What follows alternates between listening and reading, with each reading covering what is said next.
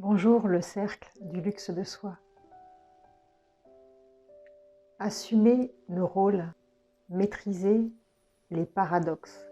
Maîtriser les paradoxes, un peu à l'image de cette photo, prise avec des doigts gelés, c'est glacé et c'est beau.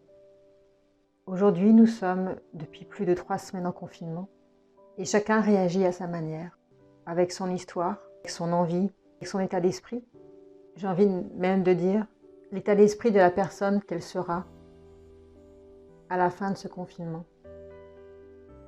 Les réactions sont vraiment très différentes. Certaines personnes vont s'insurger parce qu'on va s'amuser. D'autres personnes vont rester dans la lamentation. Ceux qui voient le verre à moitié plein ont du mal à comprendre ceux qui voient le verre à moitié vide et vice-versa. Ce confinement, je pense que nous avons tous à y gagner, aussi sur notre regard que nous portons à l'autre. Au 1er avril, certaines personnes trouvaient qu'il n'était pas de bon ton de vouloir faire des farces. Et j'ai eu envie de faire la farce du 1er avril. Une amie et cliente me disait tout à l'heure qu'elle avait cessé de faire ces vidéos qui inspirent la femme parce qu'elle avait eu une critique disant que c'était indécent de faire ça en plein confinement.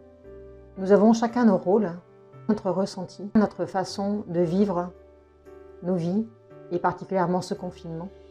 Et certaines, dont je fais partie, ont à assumer le prix à payer de vouloir inspirer, amuser, faire plaisir, dans des temps où il y a des morts, de la souffrance financière, affective, matérielle. Et pourquoi s'arrêter ? Le confinement cessera dans quelques semaines ou quelques mois. Il y aura encore des morts dans les hôpitaux, des guerres, des déprimes.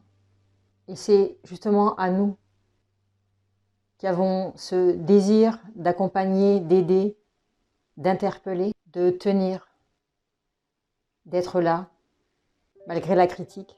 Cette position nous oblige à travailler sur la blessure du rejet, à aussi accueillir la colère de l'autre, sans la prendre pour nous.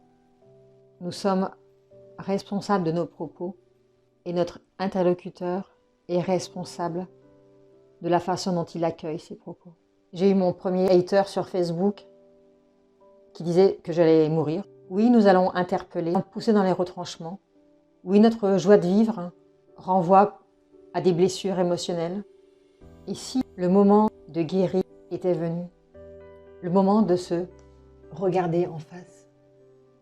Cette vidéo est vraiment faite sans jugement, dans le cœur, avec le désir de continuer à interpeller, rire pendant le confinement, d'entraîner les autres à être positifs, optimistes. Einstein disait, dans la vie, il y a ceux qui croient au miracle, il y a ceux qui n'y croient pas. Les deux ont raison, mais certains sont plus heureux que d'autres.